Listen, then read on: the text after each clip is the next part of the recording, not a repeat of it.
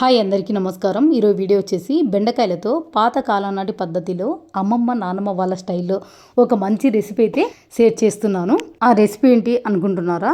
బెండకాయలతో పుల్లగూర తయారు చేస్తున్నానండి. టేస్ట్ మాత్రం సూపర్గా ఉంటుంది. రైస్లోకైనా రోటీలోకైనా చాలా బాగుంటుంది. మేము చిన్నగున్నప్పుడు బెండకాయల గురించి పెద్దవాళ్ళు ఒక మాట చెప్తూ ఉండేవాళ్ళు. బెండకాయలు తింటే చదువు బాగొస్తుంది, బాగా గుర్తొస్తాయని అనేటోళ్ళు. అది ఎంతవరకు నిజమో తెలీదు, కానీ ఈ పుల్లగూర మీ ఇంట్లో చేసి పెట్టారంటే మీ ఇంట్లో వాళ్ళు తిని చూశాక 100కు 100 మార్కులు ఈజీగా వేసేస్తారు. అంత బాగుంటుంది. మరి తప్పకుండా ట్రై చేయండి. ఎలా తయారు చేసుకోవాలనేది వీడియోలోకి వెళ్ళి చూసేయండి. బెండకాయ పుల్లగూర తయారు చేయడం కోసం ఒక 10 వరకు బెండకాయలను అయితే తీసుకున్నాను. అలాగే ఒక 3 టమోటాలు కూడా తీసుకున్నాను.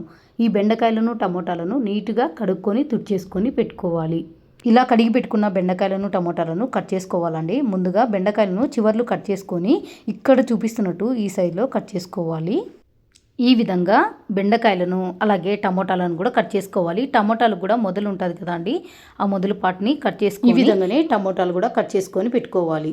తర్వాత టమోటాలు బెండకాయలను ఉడికించుకోవడం కోసం ఒక బౌల్ తీసుకోవాలి. ఇందులోకి ముందుగా కట్ చేసి పెట్టుకున్న బెండకాయల ముక్కలను అలాగే టమోటా ముక్కలు కూడా వేసుకోవాలి. తర్వాత ఇందులోని కారానికి తగ్గట్టుగా ఒక 12 వరకు పచ్చిమిరపకాయలను, కొద్దిగా చింతపండును, ఒక 1/2 టీ స్పూన్ పసుపు, రుచికి తగ్గట్టుగా కల్లుప్పు, అలాగే ఇందులోకి ఒక ఉల్లిపాయను సన్నగా కట్ చేసుకొని వేసుకోవాలి. తర్వాత ఒక 2 గ్లాసుల వరకు అయితే నీళ్ళైతే పోసుకోవాలి. ఇవన్నీ మునిగేంత వరకు నీళ్ళు పోసుకున్నా సరిపోతుందండి. నేనైతే ఒక 2 గ్లాసుల వరకు అయితే నీళ్ళు పోసుకొని అంత ఒకసారి బాగా కలుపుకొని ఈ బౌల్ని స్టవ్ మీద పెట్టుకుందాము.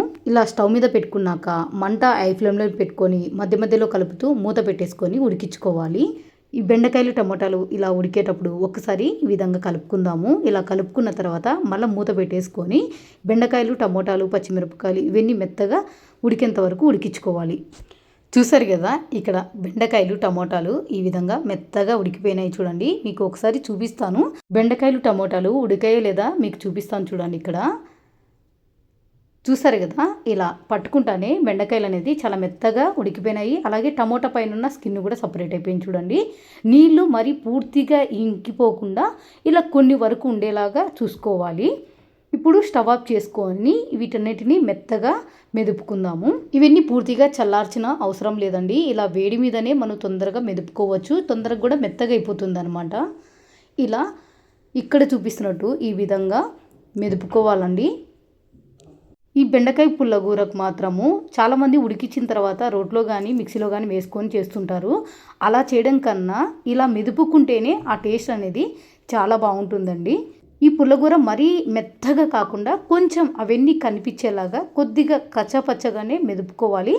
అప్పుడే పుల్లగూర టేస్ట్ అనేది చాలా బాగుంటుంది. నేను ఏ పచ్చడి చేసినా ఇలాంటి ఏ పుల్లగూర చేసినా కానీ కొద్దిగా కచ్చాపచ్చగానే తయారు చేసుకుంటానండి. అప్పుడే టేస్ట్ అనేది చాలా బాగుంటాయి. చూసారు కదా, ఇక్కడ చూపిస్తున్నట్టు ఈ విధంగానే మెదుపుకోవాలి. ఇలా ఉంటేనే పుల్లగూర అనేది టేస్ట్ అయితే చాలా బాగుంటుంది. బెండకాయ పుల్లగూర మాత్రం ఇలా జిగురుగా ఉన్నా కానీ టేస్ట్ మాత్రం చాలా బాగుంటుందండి. ఇలా మెదుపుకున్న తర్వాత ఈ బెండకాయ పుల్లగూరకు పోపు అయితే తయారు చేసుకుందాము. పోపు పెట్టుకుంటే చాలా బాగుంటుంది.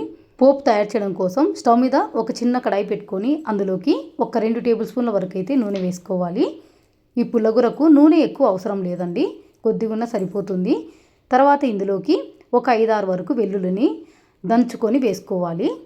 తర్వాత ఇందులో కొన్ని ఉల్లిపాయ ముక్కలు కూడా వేసుకోవాలి. అలాగే పోపు దినుసులు, ఆవాలు, జీలకర్ర, మినపప్పు వేసుకొని మంట సిమ్లోనే పెట్టుకొని ఇవన్నీ ఒకసారి బాగా కలుపుతూ ఫ్రై చేసుకోవాలి.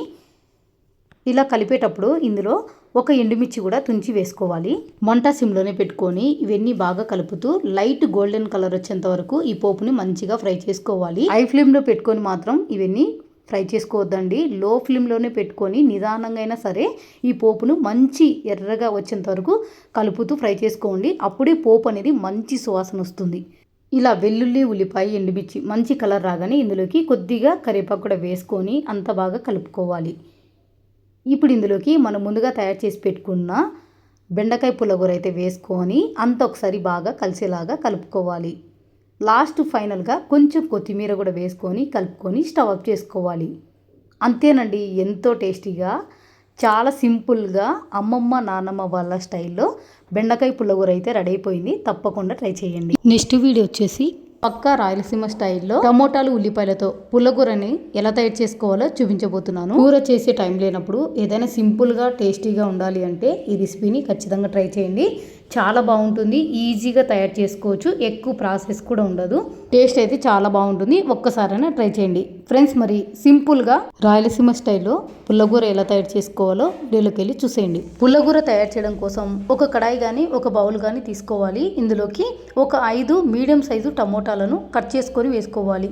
ఇందులోని కారానికి తగ్గట్టుగా ఒక 10 వరకు పచ్చిమిరపకాయలు అయితే వేస్తున్నాను.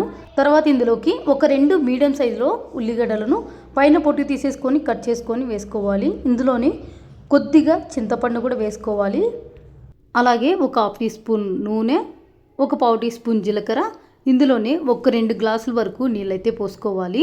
తర్వాత ఇందులోనే కొద్దిగా కొత్తిమీరను కాడలతో సహా వేసుకోవాలి. అలాగే కొంచెం కరివేపాకు కూడా వేసుకొని ఈ బౌల్ని స్టవ్ మీద పెట్టుకొని మూత పెట్టేసుకొని మీడియం ఫ్లేమ్లో ఇవన్నీ బాగా మెత్తగా అయ్యేంత వరకు ఉడికించుకోవాలి.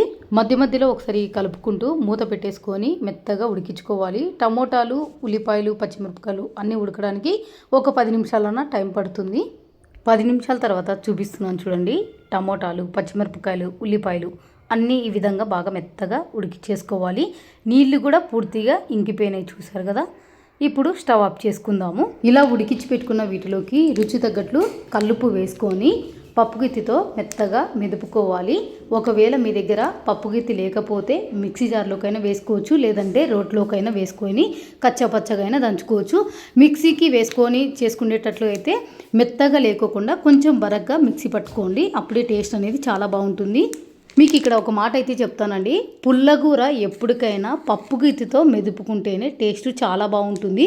మేము చిన్నగా ఉన్నప్పుడు మా నానమ్మ అయినా అమ్మమ్మ అయినా పుల్లగూర అంటే పప్పు గుత్తితోనే రుబ్బేటోళ్ళండి. పప్పు గుత్తితో రుబ్బితేనే ఆ టేస్ట్ అనేది చాలా బాగుంటుంది. ఒకవేళ మీ ఇంట్లో పప్పు గుత్తి లేకపోతే మిక్సీలోకైనా రోట్లోకైనా దంచుకొనైనా తీసుకోండి. పప్పు గుత్తి ఉంటే మాత్రం ఈ విధంగా మెదుపుకోండి, చాలా బాగుంటుంది. నా మాటలు మీకు బోరుగా అనిపించచ్చేమో, కానీ వాటి డిఫరెన్స్ ఏంటో మీకే ఈ రెసిపీ ట్రై చేసినప్పుడు మీకే అర్థమవుతుంది. చూసారు కదా, ఈ విధంగా మెదుపుకోవాలి. ఇలా మెదుపెట్టుకున్న ఈ పుల్లగూరకు పోపు అయితే తయారు చేసుకోవాలి. పోపు తయారు చేయడం కోసం స్టవ్ మీద ఒక చిన్న కడాయి పెట్టుకొని స్టవ్ ఆన్ చేసుకోవాలి. కడాయిలోకి ఒక 2 టేబుల్ స్పూన్ల వరకు నూనె వేసుకొని వేడి చేసుకోవాలి.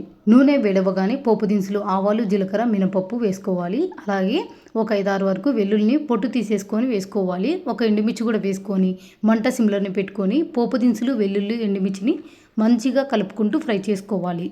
పోపు అంతా ఇలా బాగా ఫ్రై అయిన తర్వాత ఇందులోకి కొంచెం కరివేపాకు కూడా వేసుకొని కలుపుకోవాలి. ఇలా కలుపుకున్న తర్వాత ఇప్పుడు ఇందులోకి ముందుగా తయారు చేసి పెట్టుకున్న పుల్లగూర వేసుకోవాలి. అలాగే కొంచెం కొత్తిమీర కూడా వేసుకొని అంతా ఒకసారి బాగా కలిసేలాగా కలుపుకోవాలి.